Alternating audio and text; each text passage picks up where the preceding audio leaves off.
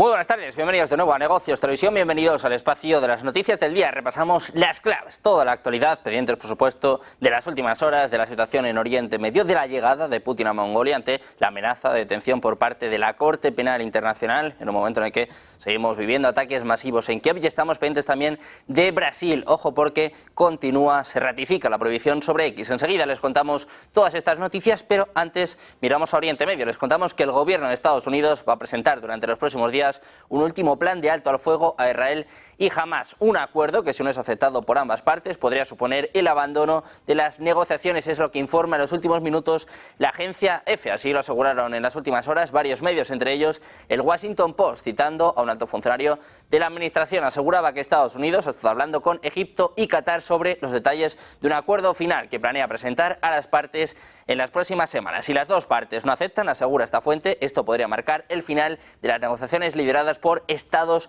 Unidos. Precisamente han preguntado por esta información esta mañana en la Casa Blanca, y Biden se ha limitado a decir que están cerca de un acuerdo para liberar a los secuestrados. Pero, ojo, decía Biden, no creo que Netanyahu esté haciendo lo suficiente. Mientras tanto, en Europa los ojos están puestos en Irán, y es que la agencia Bloomberg informa de que los funcionarios europeos esperan que Irán entregue misiles balísticos a Rusia de forma inminente, una medida que podría provocar una rápida respuesta de los aliados de Ucrania. Es lo que apuntan personas familiarizadas con el asunto a la agencia Bloomberg. Irán ha proporcionado a Rusia cientos de drones durante la guerra de 2 años y medio de Rusia contra Ucrania, los famosos drones Ajid, pero la posible transferencia de misiles balísticos marcaría un avance preocupante en el conflicto. Es lo que apuntan estas personas bajo condición de anonimato, que apuntan a que Europa está preocupada, espera una llegada inminente, un envío inminente de misiles por parte de Irán a Rusia. Mirando al Oriente Medio, la principal agrupación de sindicatos israelí ha anunciado hoy que pondrá fin a eso de las 3 GMT, la huelga general convocada en Israel a fin de reclamar un acuerdo para la liberación de rehenes. Es lo que anunciaba su propio presidente. En concreto, con esta decisión marca el final de una jornada en la que hasta el momento centenares de personas a lo largo del país, pero especialmente en Tel Aviv y Jerusalén, están participando en concentraciones y cortes del tráfico para demandar que el primer ministro Benjamin Netanyahu firme un acuerdo de alto el fuego en Gaza. 3 personas más han sido arrestadas durante las manifestaciones de Tel Aviv este lunes, cuando docenas de manifestantes salieron a las calles pidiendo al primer ministro israelí Benjamin Netanyahu que firme el acuerdo de rehenes. Es lo que informa el diario Haaretz. Según los medios israelíes, los manifestantes bloquearon la autopista Ayalon en Tel Aviv, mientras que los israelíes en Haifa tomaron la principal intersección de la ciudad. El Tribunal Laboral de Bat Yam ordenó que la huelga general terminara a eso de las 2:30 hora local. Miles de personas se unieron a las protestas en todo el país durante el fin de semana tras la muerte de 6 rehenes en la franja de Gaza, y los manifestantes piden al gobierno que acepte el acuerdo de rehenes y alto el fuego. Precisamente esta jornada de huelga general convocada para este lunes por el sindicato más importante de Israel intenta forzar al gobierno a alcanzar un acuerdo de alto el fuego y la liberación de rehenes. Ha arrancado en el día de hoy con bloqueos de calles y la suspensión de vuelos en el aeropuerto internacional de Ben Gurión. Decenas de personas han bloqueado a primera hora del día calles en Ben Gvir y los alrededores de Modín y Rospina, según informaba el diario The Times of Israel. Además, se han registrado bloqueos de carreteras en otras partes del país.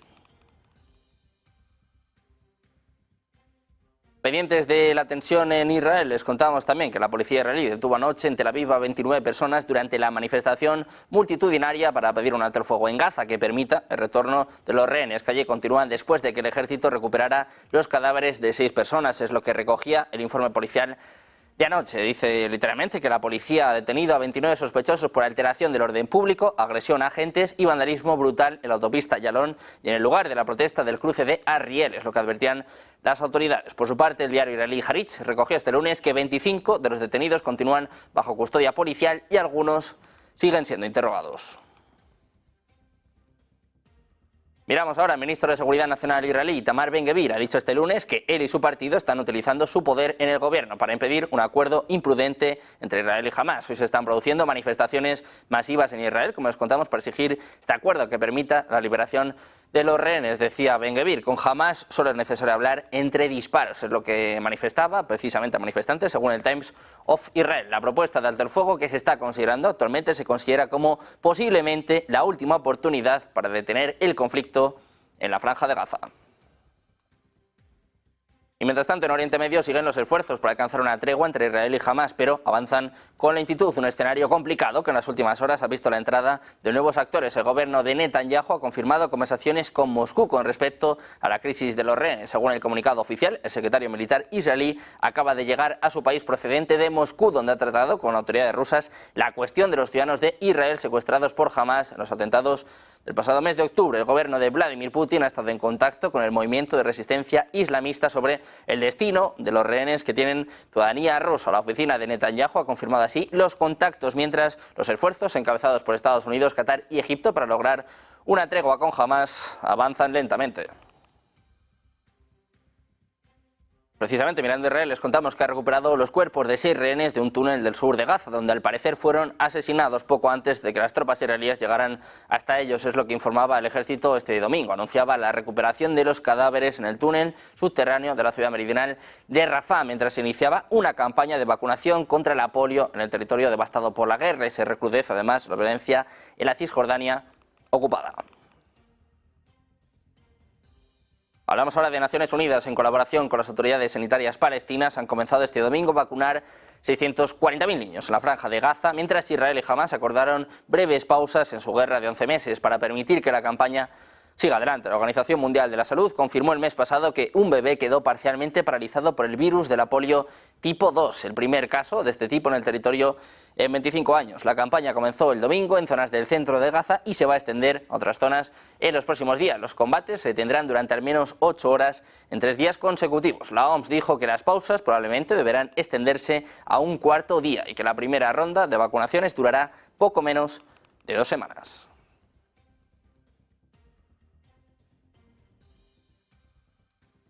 Pendientes también del Mar Rojo, la Oficina de Operaciones Comerciales Marítimas de Reino Unido ha comunicado este lunes que un buque mercante fue alcanzado por 2 proyectiles desconocidos. También señalaron que el capitán del navío notificó una tercera explosión en las proximidades del buque. Según indican, el incidente ocurrió en el Mar Rojo a 70 millas náuticas al noroeste de Salif, en Yemen. El informe detalla que no hay víctimas a bordo y el buque se dirige a su próximo puerto de escala. Asimismo, manifiesta que las autoridades están investigando y aún se está realizando el control de daños. Finalmente, la UNTOR recomendó a los barcos que transiten con precaución por esta zona. Los hutíes han atacado con misiles y drones más de 80 barcos desde el inicio de la guerra entre Israel y el movimiento palestino de Hamás en octubre del año pasado.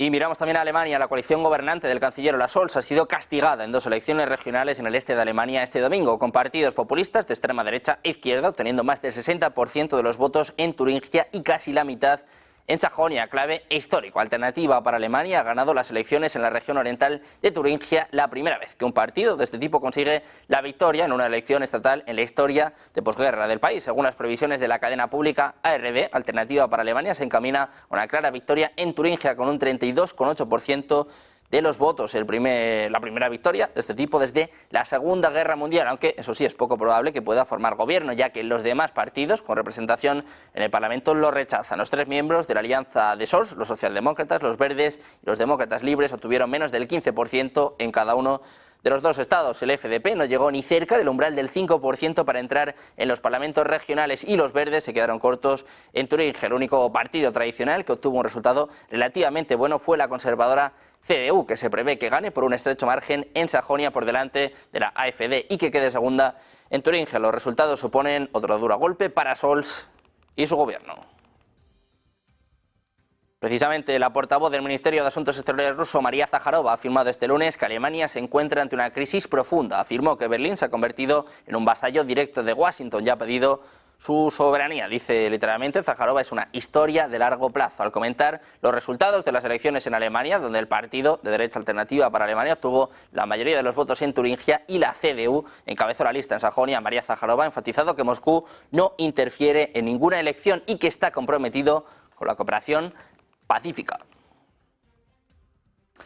Miramos también al presidente de Estados Unidos, Joe Biden. Ha dicho a los periodistas este lunes que no cree que el primer ministro israelí, Benjamin Netanyahu, esté haciendo lo suficiente para lograr un alto el fuego y un acuerdo de rehenes con Hamás. En respuesta a la pregunta de un periodista sobre si Netanyahu debería hacer más y si está haciendo lo suficiente, Biden dijo que no. Él y su vicepresidente, candidata presidencial demócrata, Kamala Harris, tienen previsto reunirse con el equipo negociador estadounidense del acuerdo sobre los rehenes. Antes de la reunión, el propio Biden también dijo que cree que el acuerdo final sobre los rehenes está muy cerca. Según informes de prensa anteriores, Washington se está preparando para presentar una propuesta de alto el fuego, tómalo o déjalo, un ultimátum entre Israel y Hamás tras la confirmación de la muerte de otros 6 rehenes. También hablamos ahora del expresidente de Estados Unidos. Donald Trump ha criticado el estado de preparación militar de su país, afirmando que la actual administración ha recortado recursos a tal punto que ha dejado al país vulnerable ante posibles amenazas. Trump afirmó que las tropas y los marineros carecen de equipo esencial y que las cifras de reclutamiento están en su nivel más bajo, porque la Casa Blanca se ha concentrado en transferir fondos masivos a países como Ucrania. Trump argumentó que el ejército necesita una reconstrucción, citando la escasez tanto de barcos como de municiones. Recordó cómo durante su administración abordó la escasez de municiones, aumentando los suministros y garantizando una sólida preparación militar. Pendientes también de China, hablando sobre una posible amenaza nuclear, la última advertencia por parte de Polonia, también la llegada de Putin a Mongolia. Vamos a hacer una pausa, un par de minutos, enseguida les contamos todo en Negocios Televisión.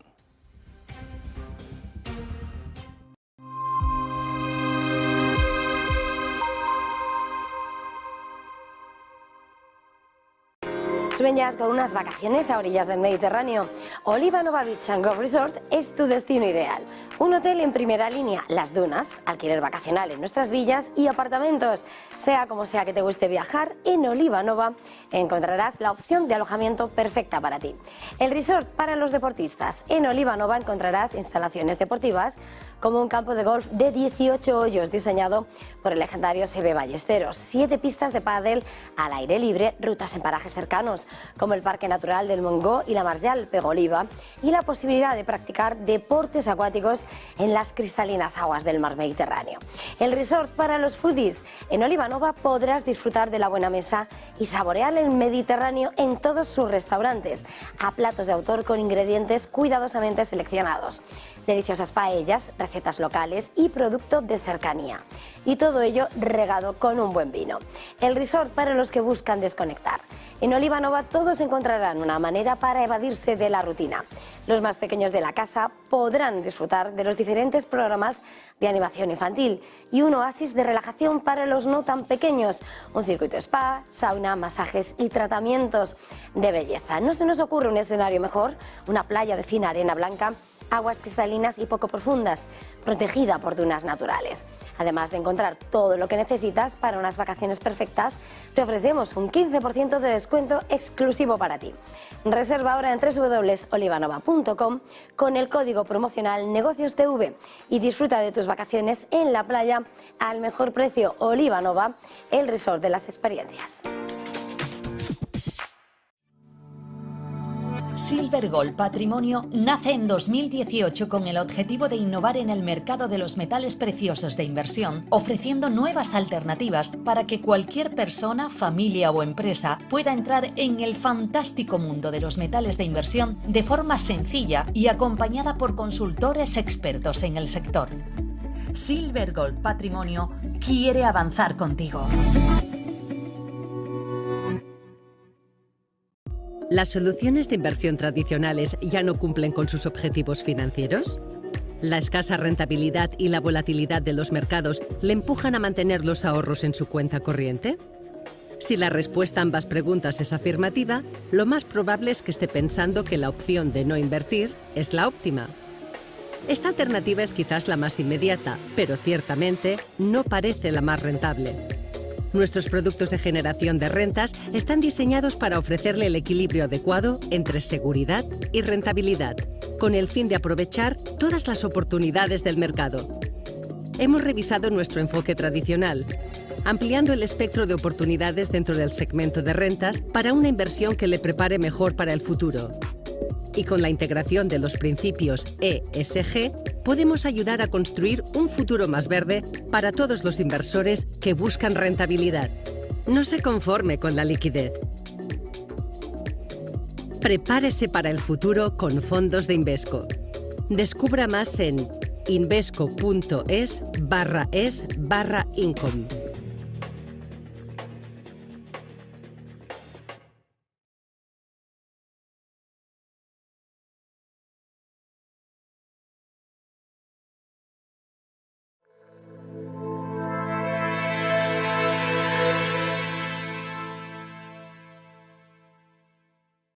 Ya estamos de vuelta en Negocios Televisión, seguimos mirando a la actualidad, miramos ahora a China. Les contamos que ha acusado este lunes a la Unión Europea de apoyar abiertamente las acciones provocadoras que infringen la soberanía territorial de China. Las declaraciones a este respecto se han producido en medio de las críticas del bloque comunitario contra el gigante asiático por sus peligrosas acciones contra buques filipinos en el mar de la China meridional. En este contexto hay respuesta por parte de China, en concreto está diciendo que niega estas acusaciones, subrayando que el arrecife de Xianbingyao, también conocido como arrecife de Sabina, que forma parte de las Islas Spratly, territorio chino inherente. Recuerda que Pekín ha protestado ante Filipinas en múltiples ocasiones por vía diplomática y le ha pedido que retire inmediatamente sus buques.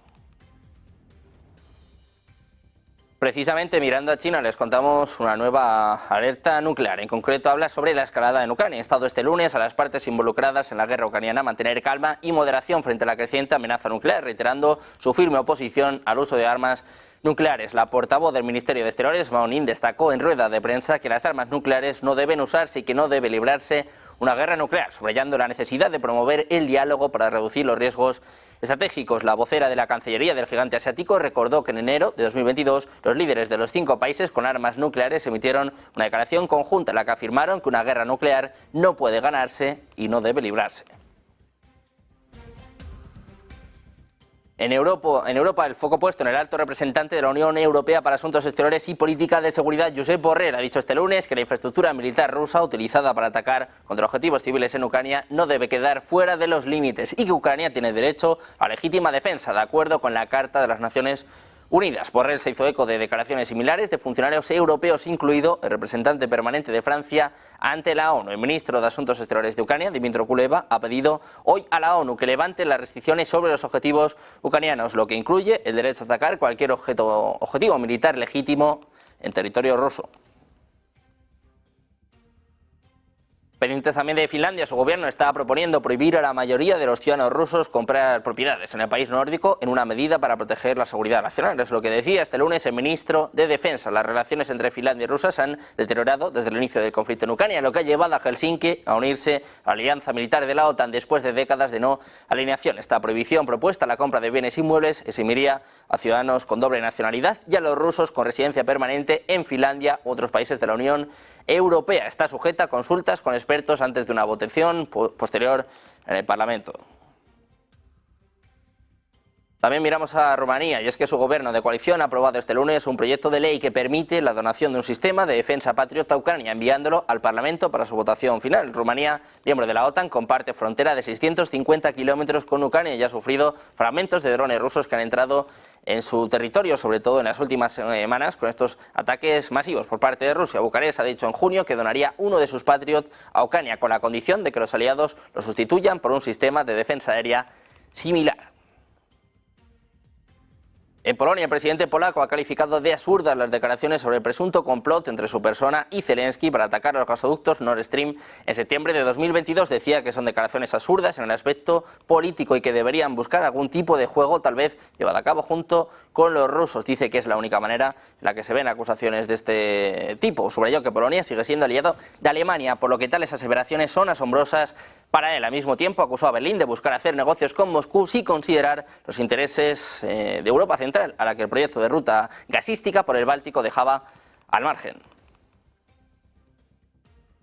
Seguimos hablando de Polonia. El ministro de Exteriores ha afirmado que el país tiene la obligación de derribar los misiles rusos que puedan sobrevolar su espacio aéreo, al margen de recelo que esta opción genera en el seno de la OTAN, temerosa de un enfrentamiento directo con Rusia. Decía Sikorski, formar parte de la OTAN no merma la responsabilidad de cada país de proteger su espacio aéreo. Es lo que decía en una entrevista con Financial Times, apelando a la obligación constitucional de hacer frente a este tipo de amenazas y proteger a los ciudadanos. En este sentido, el jefe de la diplomacia polaca ha apuntado al derecho legítimo a la defensa propia. Decía que cuando los misiles enemigos entran en su espacio aéreo, el peligro de que causen daño es significativo. Pendientes de Rusia, que lanzó una andanada de drones y misiles balísticos y de crucero contra Kiev, es lo que informaba la Fuerza Aérea Ucraniana en la madrugada de este lunes. Varias series de explosiones sacudieron en la capital ucraniana en las primeras horas del lunes, enviando a los residentes a refugios antiaéreos. El alcalde de Kiev dijo que los servicios de emergencia fueron llamados a varios distritos. Una persona resultó herida por la caída de escombros, según el propio Klitschko. Decía además la oficina del jefe presidencial que habrá respuesta para todo y que Rusia sentirá estos ataques.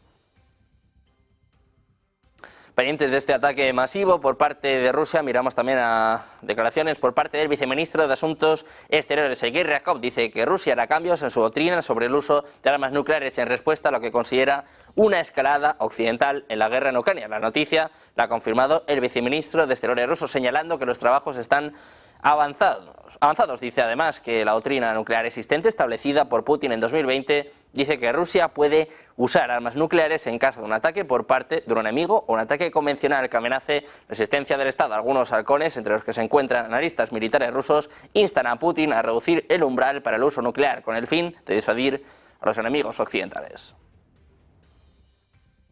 Miramos precisamente al presidente ruso Vladimir Putin. Ha afirmado este lunes que se ocupará de los soldados ucranianos implicados en una ofensiva en la región fronteriza de Kursk. Aseguró que esa operación no detiene el avance de los rusos en el este de Ucrania. Decía Putin, hay que ocuparse de esos bandidos que penetraron en territorio de Rusia en la región de Kursk y que intentan desestabilizar la situación en los territorios fronterizos en su conjunto. Mirando a Rusia, les contamos que el general mayor Valery Mumindasov, comandante adjunto del distrito militar de Leningrado, fue detenido como sospechoso de recibir sobornos por más de 20.000 millones de rublos. Es lo que informa hoy el Comité de Instrucción de Rusia en su canal de Telegram. Según apunta, contra el general fue incoado un proceso penal como sospechoso de recibir sobornos de gran cuantía, un delito que el Código Penal ruso castiga con hasta 15 años de prisión. Seguimos mirando a Rusia, pendientes de la guerra en Ucrania. Les contamos que el ministro de Exteriores, Sergei Lavrov, ha afirmado este lunes que Moscú estuvo dispuesta a reanudar hace medio año el acuerdo para la exportación de granos de los puertos ucranianos, pero Kiev se negó en el último momento. Decía Lavrov, esta primavera Turquía intentó renovar el acuerdo sobre la protección de los suministros de alimentos en un formato modificado. Nosotros estábamos dispuestos a ellos, lo que apuntaba con ocasión del inicio del año académico en Rusia. El jefe de la diplomacia aseguró que en el último momento Ucrania decidió añadir un punto adicional en el acuerdo. Ese punto, precisó, hacía mención a las garantías de seguridad para las centrales atómicas. Decía Lavrov que estaba fuera de lugar y que esto fue lo que tumbó el acuerdo del grano hace apenas unos meses. Miramos a Ucrania. El ministro de Exteriores ucraniano Dmytro Kuleba ha condenado el ataque lanzado por Rusia con misiles de varios tipos, algunos de ellos suministrados a Moscú por Corea del Norte en la madrugada de este lunes, apenas unas horas antes de que comenzara el año escolar en Ucrania. Decía Kuleba que esta noche los niños ucranianos en edad escolar y sus padres dormían tranquilamente en casa antes del comienzo del año escolar, que Rusia lanzó una salva de 35 misiles y 23 drones contra Ucrania esta mañana cuando la gente dormía, es lo que escribía en su cuenta de X. El jefe de la diplomacia ucraniana ha celebrado que las defensas aéreas interceptaran la mayor parte de los misiles y drones. Destacó que algunos de los misiles balísticos lanzados contra civiles ucranianos esta mañana eran KN-23 de Corea del Norte. Y seguimos pendientes de más noticias en torno a Ucrania, aparte de estas declaraciones por parte de Kuleba y también palabras por parte de Zelensky. Asegura este lunes que Ucrania es más positiva sobre la perspectiva de obtener el permiso de sus aliados occidentales para llevar a cabo ataques de largo alcance contra objetivos dentro de Rusia. Decía Zelensky que a día de hoy solo permitir tampoco es suficiente, es lo que apuntaba en una comparecencia después de reunirse con el primer ministro holandés en la ciudad suroriental ucraniana de Zaporilla. Zelensky añade que los aliados deben suministrar las armas para estos ataques. Por su parte, el Estado Mayor de las Fuerzas Armadas de Ucrania ha anunciado este lunes en una publicación en Facebook que los sistemas de defensa aérea del país han logrado eliminar la mayoría de los drones y misiles que Rusia disparó durante la noche. De un total de 58 objetos voladores lanzados por Rusia, Ucrania habría interceptado 9 misiles balísticos, 13 misiles de crucero y 20 vehículos aéreos no tripulados. Miramos a más declaraciones por parte del ministro de Exteriores ucraniano Dmytro Kuleba. Ha dicho que Ucrania se ve obligada a luchar con las manos atadas a la espalda porque no se le permite realizar ataques de largo alcance en Rusia, mientras que Rusia no tiene tales restricciones. Decía Kuleba que ya es hora de que los socios de Ucrania abandonen los temores infundados y levanten las restricciones al derecho legítimo del país a la autodefensa común, según la Carta de la ONU, que incluye el derecho a atacar cualquier objetivo militar legítimo en territorio ruso. Kuleba señaló que algunos de los misiles lanzados en los últimos ataques de Rusia fueron fabricados en Corea del Norte, instando a los socios asiáticos a aumentar su apoyo militar a Ucrania y argumentando que la creciente cooperación militar entre Rusia y Corea del Norte es una amenaza para Asia y para Europa.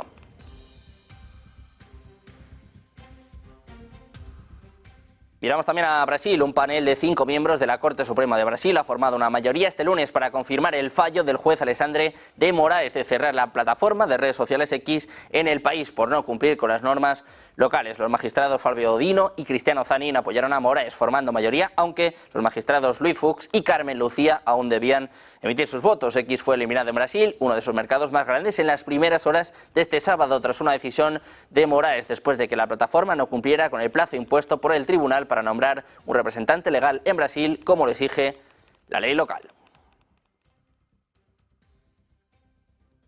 Pendientes también, por último, de noticias en torno a los BRICS. Les contábamos esta mañana la solicitud formal por parte de Turquía. Ojo, porque también hay novedades, en este caso en torno a sus monedas locales. Les decimos que el yuan chino está aumentando rápidamente los pagos comerciales, desplazando al euro y convirtiéndose en la segunda moneda más utilizada. China, miembro de los BRICS, está avanzando para derrocar al euro, haciendo que el yuan ocupe el lugar por debajo del dólar. La administración de Xi Jinping está impulsando agresivamente su moneda nativa en el escenario mundial, haciendo que varios países en desarrollo realicen pagos comerciales en ella. Si bien los datos recientes de Bloomberg muestran que el yuan superó al euro en abril de 2024, recuperó su posición nuevamente en junio. Los últimos datos del sistema de mensajería de pago SWIFT destacan que el yuan chino se acercó a casi el 6% en abril de 2024. Los pagos comerciales en yuanes chinos aumentaron un 13,37% en junio, manteniendo el segundo lugar solo por detrás del dólar. Este desarrollo llega en un momento en el que los BRICS buscan atenuar la luz sobre el dólar y el euro y hacer que el yuan chino y otras monedas locales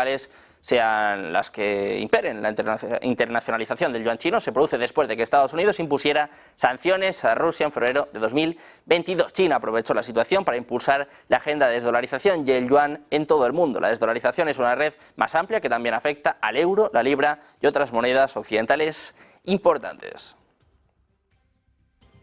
Pendientes precisamente de todo lo que concierne a la economía, de traerles el mejor análisis. Hacemos una pausa, unos minutos, y enseguida seguimos con todas las claves en Negocios Televisión.